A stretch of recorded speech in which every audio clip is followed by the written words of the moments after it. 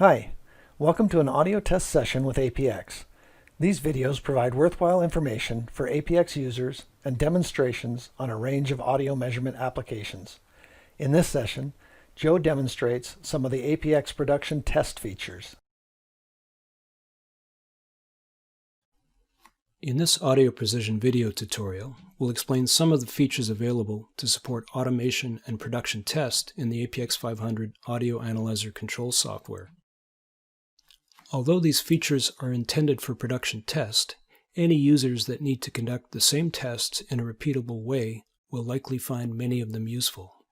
The automation and production test features we'll cover in this video include aux control input and output, the pass-fail measurement, measurement sequence steps, APX variables, measurement sequence settings, pre-sequence and post-sequence steps, multiple sequences in a project, production test mode, and finally, we'll do a demonstration. First, let's look at the aux control input-output feature available in almost all APX hardware audio analyzers. This picture shows the Aux Control IO monitor in the Monitors and Meters section of the APX user interface, just below the navigator. You're probably more used to looking at the scope or FFT monitors, but several other monitors are available, including this one. This monitor shows the state of two 9-pin digital I/O ports on the back of the APX 500 analyzer, one for input and one for output. The 8 registers in the upper row, labeled Aux Control Out, are buttons that set the logic state of lines connected to the 9-pin Aux Control Output port on the back of the analyzer. The 8 bits are set to 0 or logic low by default. The bits can be set here interactively by clicking on a button, or they can be set automatically by the sequencer. One common use case for the Aux Control Out is to control the lights in a light tower. For example, if the entire test sequence passes, the sequencer could set bit 3 to high, turning on the green lamp in the light tower. The port can also be used to open and close external relays to turn devices on and off. The lower row of green on black indicators represent the state of the aux control input port. One of the 9 pins is a ground, and the other 8 pins each sense a logic level voltage. In this picture, nothing is connected to the aux control in port, so all 8 data bits indicate 0 or logic low. One common use case for the aux control in port is a foot switch, which can be very handy in a production test application where operators might have their hands full. For example, simply connecting the switch between pin 1 and pin 9 will set it to be monitored on data bit 1. When the switch is closed, bit 1 will change from 0 to 1, or from logic low to logic high. This can be used for a variety of purposes in the APX software. Measurement sequence steps are another useful feature for automation and production test. Every measurement in sequence mode in the APX software has a sequence steps node, which is collapsed by default. Clicking the plus sign to the left of this node will expand it to reveal the sequence steps that are present. Some things to note about sequence steps are, some steps, like the Measure AR DUT step, have a triangle icon. These steps are always present, and they are always run. This one runs the measurement, which in this case has been renamed to AR DUT. Some steps, like the Turn Generator On step, have a checkbox and are always present, but are only run if they have been checked. Other steps are added by clicking the Add Step node at the bottom of the list. Sequence steps with a checkbox are only executed if they are checked. The steps available in the list will change depending on the measurement context, the input or output connector selected, or the modules installed in the analyzer. For example, in the measurement shown, the list of sequence steps contains a set VDD output choice. This is a feature of the PDM module, so this sequence step is visible only if the analyzer is equipped with this optional module. Similarly, if the input or output was set to Bluetooth, sequence steps pertaining to Bluetooth configuration would appear in the list. Before we look at some sequence steps in an APX project, I first want to introduce the concept of APX variables. This slide shows the Variables tab of the Project Properties dialog, which is accessible from the APX project menu. A variable in APX is a name representing a string whose value may change depending on the circumstance. Variables are especially useful in specifying file paths accessed or saved by the APX software. The APX system variables shown on the right side of this slide represent APX-specific data. Their values change as the sequence progresses. Examples include device ID, typically used to enter the device under test serial number, signal path name, which contains the name of the current signal path, and project dir, which contains the file path of the folder containing the current APX project file. As shown on the left, you can also create user-defined variables. In this example, we have created variables to represent a golden unit ID, the device under test model, and the folder where data will be stored. Two additional classes of variables are available for use: Windows environment variables and Windows system folders.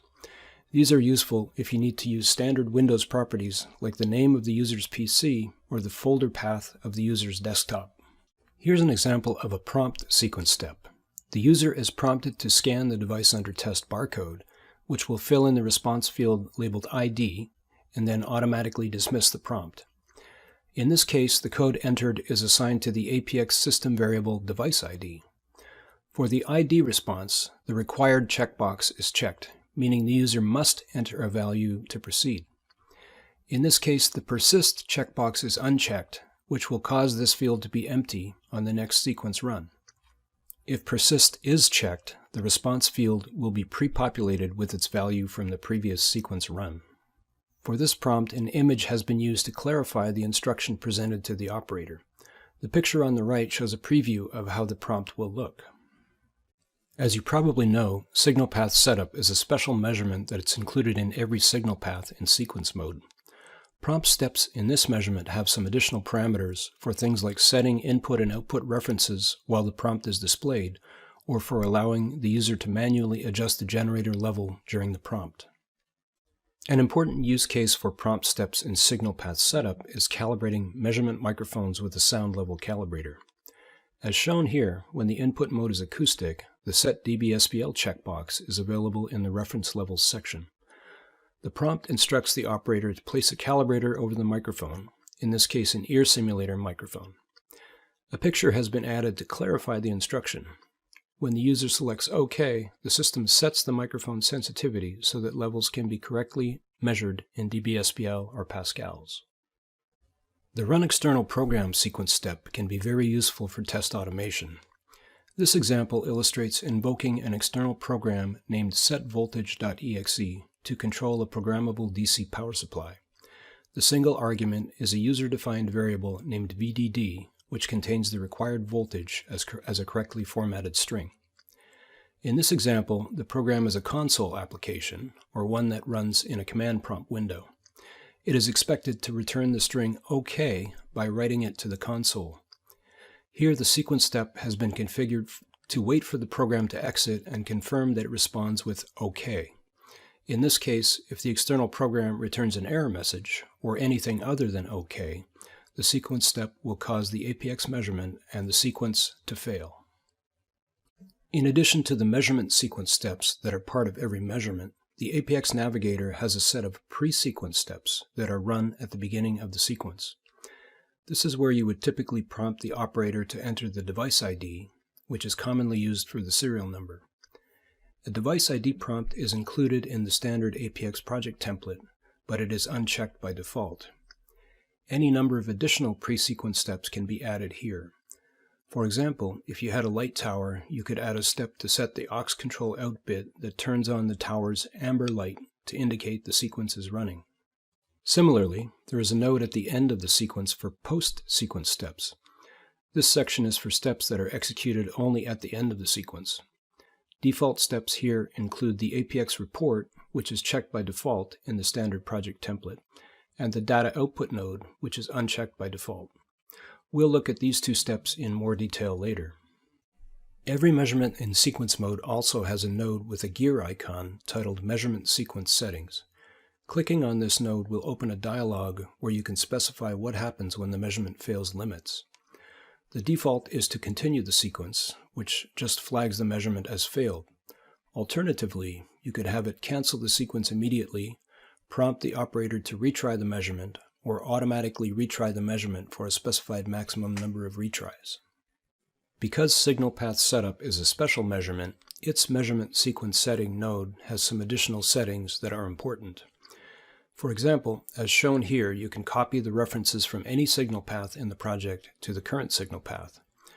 This is handy, for example, if you have the user calibrate a microphone in one signal path and you need to use the same microphone in another signal path. The Measurement Sequence Settings node in Signal Path Setup also has a checkbox to run the Auto Set Generator Level feature.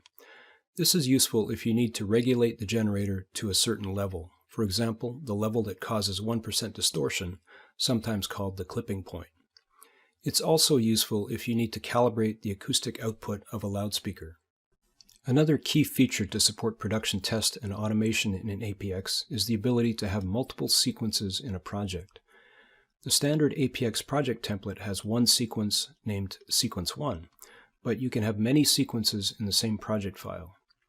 A sequence is really just a collection of different checked items, measurements, results, sequence steps, and signal paths within the same project file. This slide shows 3 sequences in the same project file named Calibrate, Golden Unit, and Test Speaker. When a sequence is selected, only its checked items are executed when the sequence is run. This ability to control what parts of a project are run is an important feature for a way of interacting with APX audio analyzers called Production Test Mode. As shown here, if you click on the button with the lock icon to the right of the sequence selector, you are presented with the Lock Project dialog. Entering a password will enable you to lock the project. When the project is locked, the operator is prevented from changing any critical test parameters such as generator levels or test limits. When the production test checkbox is checked, in addition to the project being locked, the operator's interaction with the system occurs via a simple modal dialog with a few menu buttons as shown on the right. Note the buttons labeled Calibrate, Golden Unit, and Test Speaker. There is one button for each sequence in the project file. When the user clicks a button, the corresponding sequence is run. The production test dialog sits on top of the main APX user interface window if it is visible.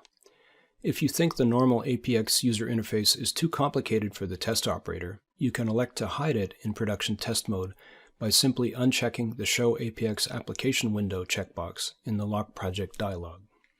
To create new sequences, or to edit existing ones, click the button with the gear icon to the right of the Sequence Selector control to bring up the Edit Sequences dialog. Here you can select settings for each sequence in production test mode, such as the behavior when all measurements pass or when any measurement fails. You can also configure Aux Control IO settings for each sequence, as well as a log file to record the values of variables and statistics each time the sequence is run. This slide shows the production test interface when the sequence is running. There is a customizable banner at the top. The middle section lists the measurements as they progress, with a pass-fail indicator as each one is completed. If the option to log variables and statistics is enabled, statistics such as the cycle count, number of items passed count, etc. are shown above the progress bar as the sequence progresses. Next, we'll do a demonstration.